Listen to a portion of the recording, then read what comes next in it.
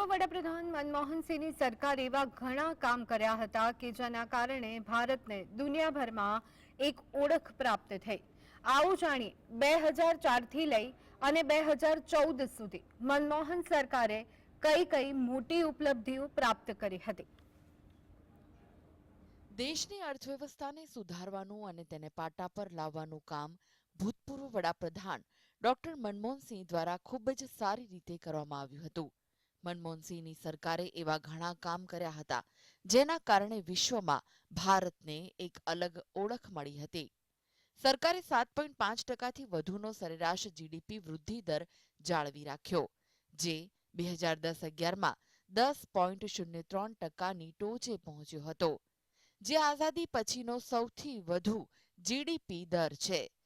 મનમોહનસિંહના વહીવટી તંત્રએ ગરીબીનું પ્રમાણમાં 2004માં 37.2%થી ઘટાડીને 2012માં 21.9% કર્યું હતું, જેના કારણે લાખો લોકોને ગરીબીમાંથી ઉગાર્યા હતા।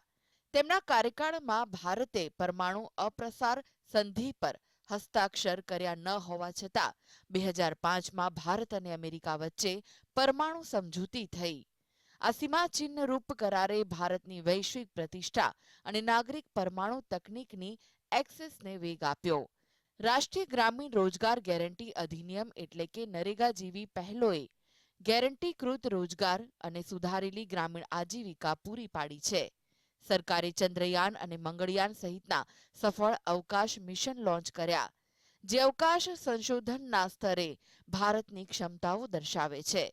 લોક કલ્યાણની વિતરણ વ્યવસ્થાને સુવ્યવસ્થિત કરવા ડાયરેક્ટર બેનિફિટ ટ્રાન્સફર સબસિડી વિતરણની યોજના શરૂ કરાઈ, જેના કારણે કાર્યક્ષમતામાં નોંધપાત્ર સુધારો જોવા મળ્યો। 2005માં માહિતી અધિકાર અધિનિયમનો કાયદો આવ્યો, જેના વડે શાસનમાં પારદર્શિતા અને જવાબદારી પ્રોત્સાહન મળ્યું। Bureau report, GSTV।